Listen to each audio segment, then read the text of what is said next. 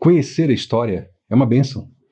A história ela tem tanta coisa para nos ensinar e a gente consegue evitar tantos males e entender tanta coisa da vida por meio do estudo da história que vale muito a pena estudar. E aqui a gente está estudando um pouquinho de história no dia de hoje, história do Antigo Testamento, histórias de reinos que aconteceram há muito tempo atrás, mas que essas histórias elas têm impacto em coisas que a gente vive hoje e às vezes nem sabe. Olá, seja bem-vindo. Aqui nós estudamos a Bíblia. Esse aqui é o seu canal de estudo bíblico. Eu sou Carlos, o seu professor aqui nessa plataforma. E hoje nós estamos dando prosseguimento à nossa série Escrituras Antigas. E no dia de hoje veremos o segundo livro de Reis. Essa aqui é uma série especial do canal. Eu sempre, a cada vídeo, faço questão de explicar, porque muita gente chega pelas séries especiais e acha que o canal é sobre isso.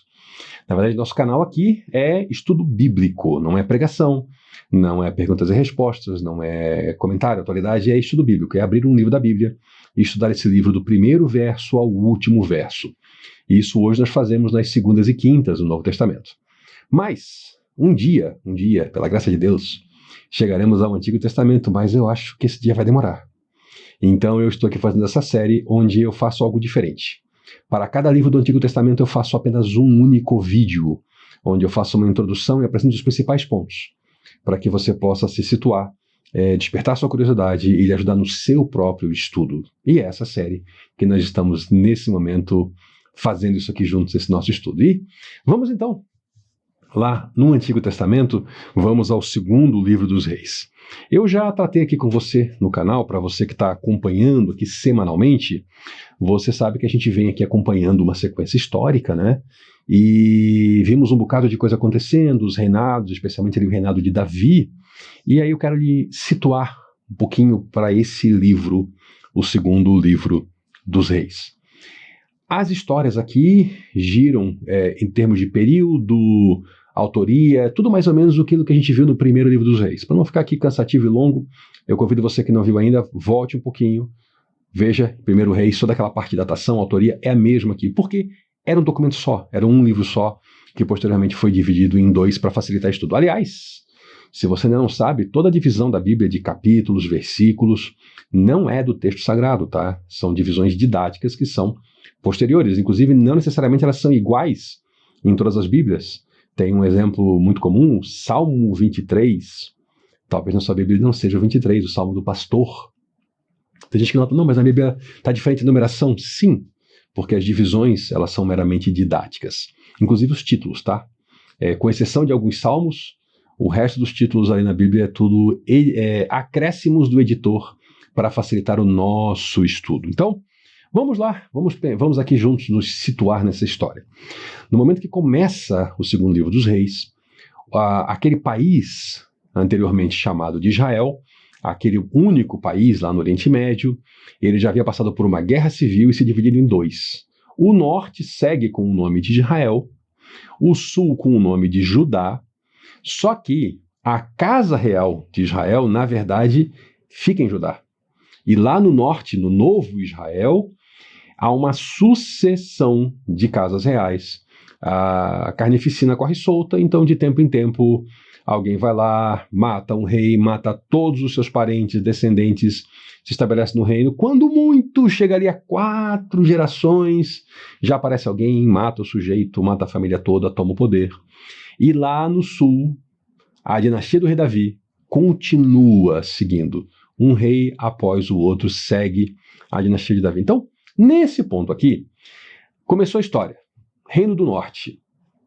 Quem reinava? Um homem chamado Acasias. Esse homem ficou doente e ele então resolve mandar uns emissários consultar profetas de um demônio conhecido como Baal, para saber se ele ficaria bom. No caminho, esse pessoal encontra um profeta de Deus, um homem chamado Elias. E esse homem manda eles voltarem com um recado para o rei. E aí esse rei pede a descrição, como é que ele era. Era um homem assim, uma pessoa exótica, usava roupa assim. Falou, Elias. Aí ele resolve tomar Elias à força. E manda uma tropa, um comandante com 50 homens. Elias está lá, num lugar, e esse comandante chega com uma arrogância e diz, o rei mandou você descer. Homem de Deus, desce aqui que eu vou te levar para o rei. E Elias fala, se eu sou homem de Deus, vai descer fogo do céu e vai consumir todo mundo. E isso acontece. Vai uma segunda tropa. A cena se repete. E essa cena se repete até que vai um comandante de 50 e fala assim, homem de Deus, tem misericórdia de mim. Me ajuda. Vem comigo, me acompanha.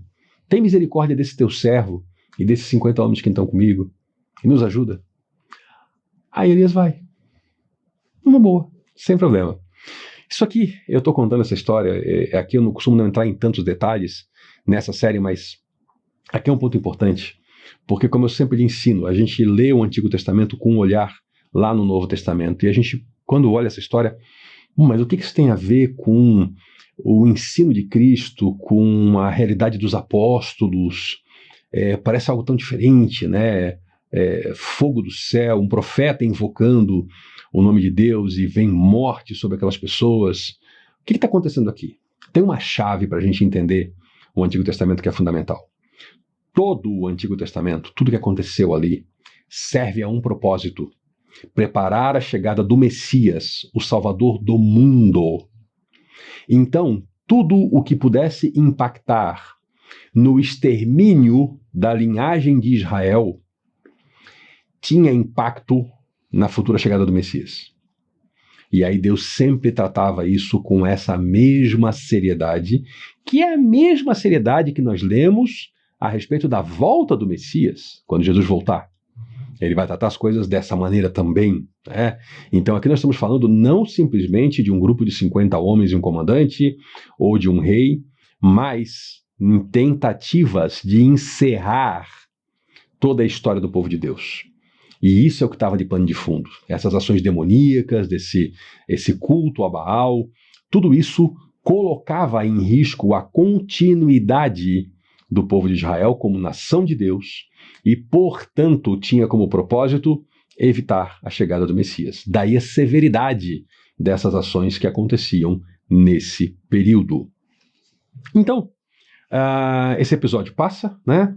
E aí, bom, eu não vou lhe contar os detalhes da ida de Elias lá para falar com esse rei, você pode ler na sua Bíblia, mas nós temos ali agora um outro momento que Elias tem um discípulo chamado Eliseu, um outro profeta, e chega a hora de Elias partir para Deus.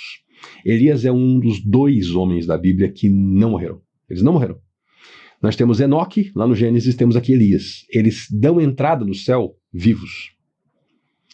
Claro que nós sabemos, pelo Novo Testamento, que esse corpo não suporta a entrada no céu, então eles foram transformados, mas não passaram pela morte, esses 2 homens. E Elias está caminhando com Eliseu, vem vários profetas anunciando que ele vai ser tomado, e Elias tenta se desvincular de Eliseu, e Eliseu fala, não vou te largar. Não vou te largar. E aí Eliseu é perguntado, né, por Elias, o que você quer? É uma espécie assim, de uma herança, o que eu te deixo aqui? Ele pediu, eu quero o dobro do que você tem. Esse espírito poderoso que está em você, o Espírito de Deus, eu quero o dobro. Aí Elias falou, vamos fazer uma coisa? Isso não estava no poder de Elias conceder, né? Então Elias falou, olha, se Deus te deixar estar junto comigo quando eu for levado, é porque ele está te concedendo.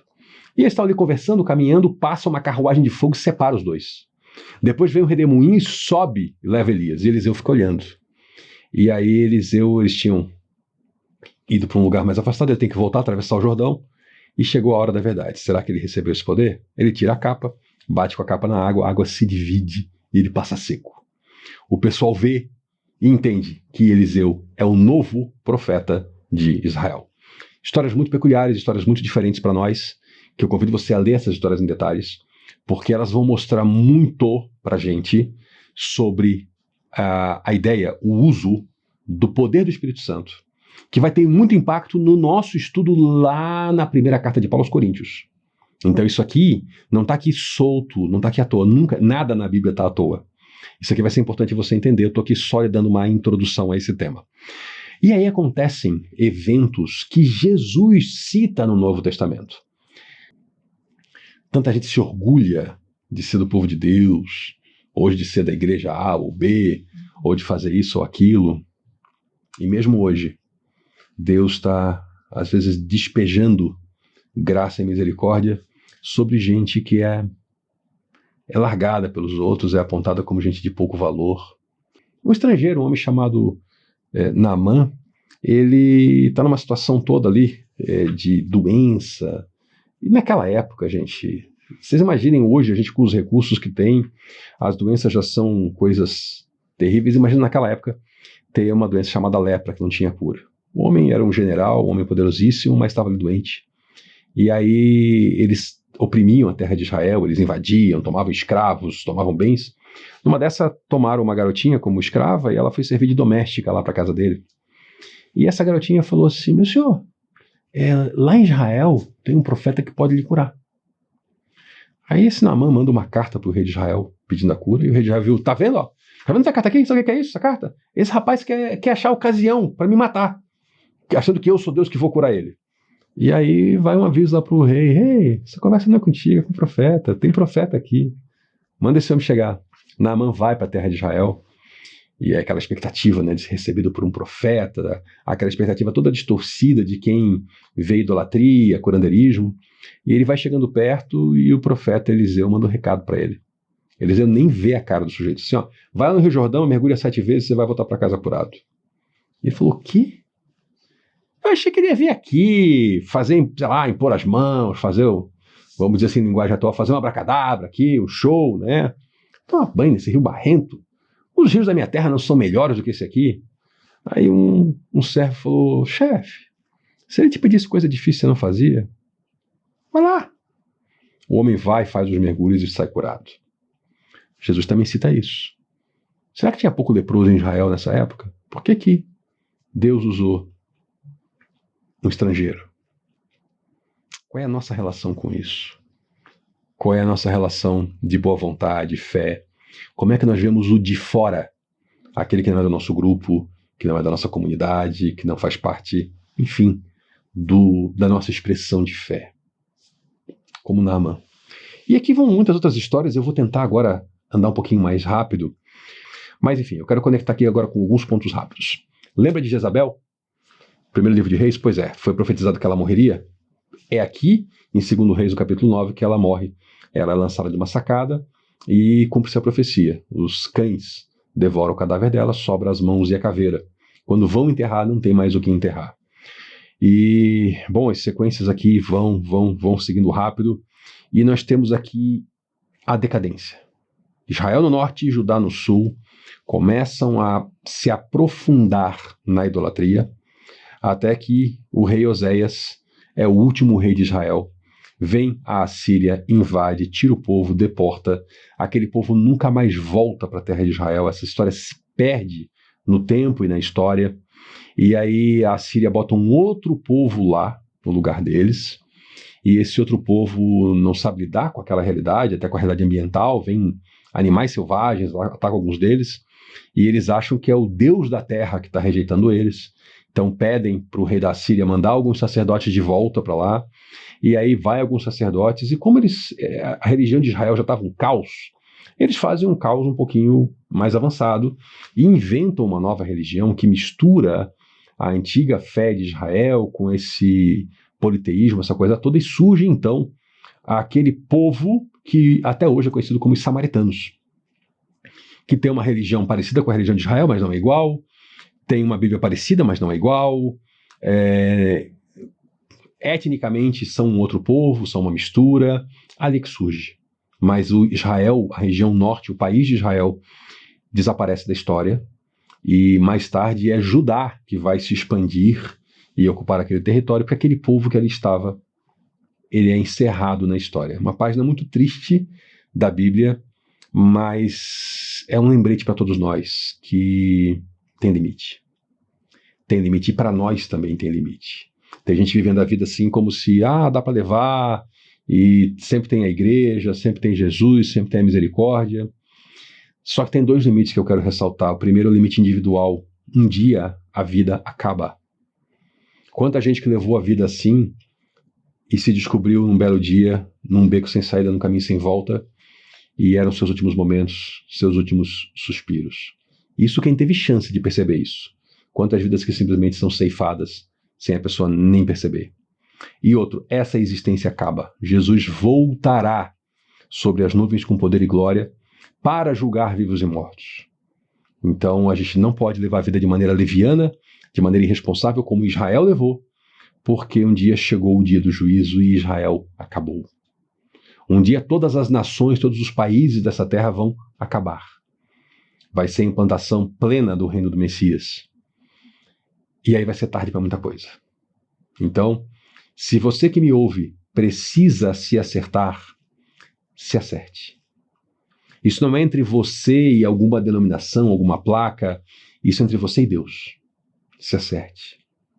E aí, onde é que você vai se reunir com irmãos, é outra conversa. Mas, em primeiro lugar, se acerte com Deus. Não vá deixando isso como o povo de Israel deixou. E até que chega então no capítulo 17, Oséias é o último rei de Israel e se acaba essa história. E encerra e é ponto final. Como é que vai ser o seu ponto final? Pense nisso. Bom, o sul segue.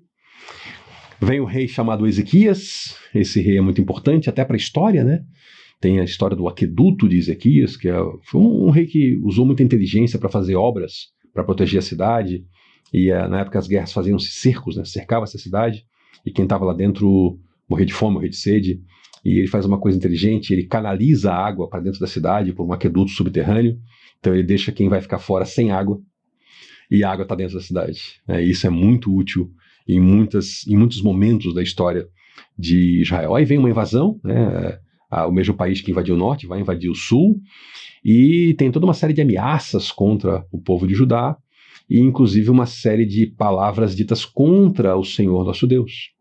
Entra nessa história o profeta Isaías e fala: Ezequias, deixa que agora conversa com Deus.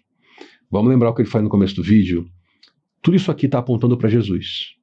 Esse rei da Assíria vem contra a vontade de Deus e ele quer exterminar a linhagem do povo de Judá, de onde viria o Messias. Ele tem o sonho de também ser o dominador e o exterminador daquela terra. O que acontece é um processo ao contrário, e eles são então exterminados aos milhares e voltam como exército derrotado para sua terra, e o próprio rei morre, né? Esse rei estrangeiro que tenta fazer essa invasão. Bom, a história segue, Ezequias fica doente e Deus o cura, e ele recebe lá uma delegação de um país distante. Aqui uma palavra de prudência para mim e para você. Eu vou dizer o nome desse país depois, tá? Mas olha como é importante a gente ter prudência. Quando eu disser o nome, você vai dizer: não, ele não pode ter feito isso. Mas ele fez. Faltou a prudência. Ele recebeu uma delegação de um paizinho qualquer aí, né? E ele foi lá e mostrou toda a sua glória do seu reino, os seus tesouros, os seus exércitos, fez aquela propaganda. Esse pessoal queria fazer uma espécie de uma aliança comercial, alguma coisa assim, né? E o pessoal achou legal e foi embora. Sabe qual era o nome daquele país? Naquele momento ainda desconhecido? Babilônia. Sim, que foi, na sua época, o maior império que o mundo já viu. Era de lá que eles vinham. Eu e você temos que ter cuidado com as palavras. Guardar coisas no coração. Não sair falando tudo. Porque nós não sabemos, às vezes, a intenção de quem nos ouve. Então é bom ter prudência. É bom ter prudência. Bom, Ezequias um dia morre. Na sucessão de reis vem um nome, grave esse nome, Manassés. Esse homem está diretamente conectado com a queda de Judá. Manassés, ele chegou ao ponto de pegar o seu filho e sacrificá-lo em honra a um demônio. Não estou falando de Israel no norte, estou falando de Judá no sul. A coisa fica feia. Sempre tem profetas. Deus está sempre mandando profetas, né? Invariavelmente o pessoal mata os profetas. Bom, mas guarde essa história aqui, isso é importante. Já vou voltar nela. Vem depois um outro rei, chamado rei Josias. E aí eu vou conectar agora com o primeiro livro de Reis. Porque é esse Josias aqui que cumpre a profecia que foi dada sobre ele lá em 1 Reis. Quando começou o reino do norte, o reino de Israel, fizeram lá um altar idólatra, apareceu um profeta e falou assim: ó, vai aparecer no futuro um rei que vai vir aqui, vai profanar esse altar, vai queimar ossos desses profetas falsos aqui em cima desse altar. Foi Josias. Josias, então, ele parte fazendo uma reforma em toda a terra de Judá, ele vai avançando, fazendo essa reforma religiosa até na terra de Israel. Naquele momento ali tinha os samaritanos, essa história toda, e ele chega até aquele altar idólatra, e ele manda desenterrar aqueles falsos profetas e queimar os ossos deles sobre aquele altar para profaná-lo. E até tem um episódio interessante, ele pergunta, de quem são essas sepulturas ali? Ele falou, essas sepulturas ali... Bom, aquela lá é do profeta que falou que você ia fazer o que você está fazendo. Ele falou, aquela lá preserva. Né? E aí vem um episódio que eu lhe contei em 1 Reis, que é importante trazer aqui de volta, porque é uma bobeira que ainda tem gente que acredita nisso. Isso praticamente se acabou, mas em algum lugar ainda tem algum livro velho aí que alguém está lendo. É uma grande bobeira que, sem nenhum fundamento técnico-científico, diz que esse rei Josias escreveu toda a Bíblia, tudo que tem até ele foi ele que inventou. Que ele não seria um reformador, ele seria o criador da religião de Israel, que ele inventou Deus, que ele inventou o Pentateuco. E essas pessoas dizem isso por quê? Porque elas acharam que a matéria é bonita. Qual é a base para isso? Zero. Quando a gente vai estudar, por exemplo, linguística, né? Estudos de linguística do Antigo Testamento, você vê que esses textos foram escritos por uma diversidade enorme de pessoas. Tem palavras que aparecem numa época, não aparecem em outra. É inclusive um método para saber quando um texto ele é muito posterior ao que se pensava, é porque está aparecendo termos lá que não é da época. Né? Imagina você ler um texto aqui, eu já brinquei com esse exemplo, né? Mas você lê um texto aqui que é atribuído, sei lá, ao imperador do Brasil, e aí no meio do texto aparece televisão. Você fala, não, na época do Império não tinha televisão, né? E então tem essa questão de os termos para cada época, tudo isso já foi muito bem estudado, e essa teoria já foi descartada, mas não faz muito tempo eu ouvi um homem falando isso, né, que foi Josias que criou a religião de Israel, o monoteísmo bíblico, que ele teria criado os livros de Moisés, e aí ele me falou, não, eu estudei isso num grupo de estudo há pouco tempo, e eu fiquei impressionado com essa bobeira, que já foi tão amplamente descartada pelo meio acadêmico, tem gente que ainda está tomando essa água suja. Né? Então, se você já ouviu isso, saiba que isso é uma tolice que já foi muito bem descartada na lixeira em todo o meio acadêmico, porque carece de qualquer base. Mas enfim, né? Josias seguiu, fez sua renovação, e lá no capítulo, no finalzinho já do livro de 2 Reis, né, no capítulo 24, o rei de Babilônia, Nabucodonosor, ele vai e invade a terra de Judá. E aí eu vou retomar Manassés, né? Manassés foi um ponto baixo numa história de baixarias, e é uma das coisas que os profetas falam, né? Olha, a que ponto chegou Judá, até mesmo a sacrifícios humanos. Porque mesmo com a reforma de Josias, tem gente que volta depois a essas práticas, só que é diferente de Israel. Israel é arriscado da história. Judá não. Judá, Deus manda um profeta, manda profetas, na verdade, são diversos profetas ao mesmo período, e é profetizado, inclusive, o período que Judá vai ficar sem terra, 70 anos. Deus fala, ó, serão 70 anos de tratamento, de exílio, é o tempo para vocês serem tratados e voltarem, e funciona. Se você não viu ainda, dê uma estudada aqui. Aqui no canal tenho já, dessa mesma série, tem sobre Esdras e Neemias. Eu lhe conto aí a outra ponta dessa história, a volta deles, né? Mas o profeta Jeremias está ali profetizando, ele faz parte do grupo que é levado junto, e depois, no meio do caminho, eles deixam ele voltar. Daniel é levado, vai até a Babilônia. Ezequiel também vai, o profeta. Tudo isso está conectado nessa época, mas é um tratamento de Deus para eles voltarem, se restabelecerem como povo de Israel, e aí sim prepararem a chegada do Messias. Mas nesse momento, Nabucodonosor, capítulo 24, entra, invade, invade o templo, rouba utensílios. Esses utensílios, inclusive, tem uma história muito interessante no livro do profeta Daniel. Aqui nessa série tem também, ele conta essa história como um rei, um sucessor de Nabucodonosor, faz besteira com esses utensílios e o impacto que isso tem. Mas enfim, no capítulo 25 é a queda de Jerusalém. E a gente pensa assim, poxa, mas será que vai terminar a história assim? Não, ela não termina assim. No finalzinho do 25, o escritor ou os escritores de 2 Reis, eles botam uma notinha ali de esperança. É mais ou menos assim, não é o fim. O que acontece? Joaquim, o último rei de Judá, no exílio, ele é liberto da prisão e é levado a uma posição de honra entre os reis aprisionados em Babilônia. Ele é colocado numa posição não mais de prisioneiro, mas como se fosse uma espécie de um rei sob detenção de um rei maior. E é tratado com muita honra acima dos demais reis que estão lá. E isso é a notinha que encerra essa história, apontando, não acabou aqui, porque não acaba. Eles voltam do exílio, tem a história de Daniel, que eu já comentei com você, tem Esdras, tem Neemias, tem todo aquele período, e depois nós vamos então chegar no Novo Testamento, onde tudo isso tem a sua consequência na chegada de Jesus Cristo, na chegada do Messias, e no cumprimento da palavra dada ao rei Davi, de que sempre haveria um descendente dele no trono. E Deus cumpre isso ao longo da história e cumpre isso plenamente na figura de Jesus Cristo, na pessoa de Jesus, descendente de Davi, e aquele que se assenta no trono para sempre. E assim a gente conclui a história do segundo livro de Reis. E aqui, para fechar esse vídeo, eu quero lhe contar que tem algo interessante, nós veremos nessa série aqui ainda, que é o primeiro e segundo livro de Crônicas. Porque talvez você olhe assim e fala, poxa, mas como é que encerrou aqui a história se tem mais os 2 livros de Crônicas?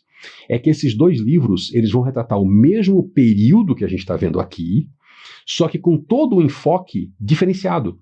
O foco deles vai ser no reinado de Judá. E os autores de Crônicas, talvez seja o próprio Esdras que escreveu, vão nos mostrar detalhes, inclusive sobre Manassés, o perverso, que se converte. O finalzinho da vida de Manassés, ele se converte. Então são muitos detalhes interessantes. Então, Crônicas é o mesmo período, só que os detalhes são outros. Então aqui encerra-se o período histórico. Nós, quando vamos ver primeiro e segundo Crônicas, vamos ver de novo nesse período, com outros detalhes, com outras nuances que a gente não viu aqui ainda, que é um livro que retrata Israel e Judá ao mesmo tempo, e sem esses detalhes que a gente vai ver em Crônicas, que é só Judá, mas com um nível de aprofundamento diferenciado. Mas aí a gente volta aqui nessa nossa série em algum momento. Eu tenho ainda alguns livros para lhe apresentar, mas em algum momento a gente vai chegar lá e ver primeiro e segundo Crônicas. Estou aqui só lhe dando a ideia para você ler posteriormente. Muito obrigado pela sua companhia. Volte na próxima, porque aqui nós estudamos a Bíblia. Até lá.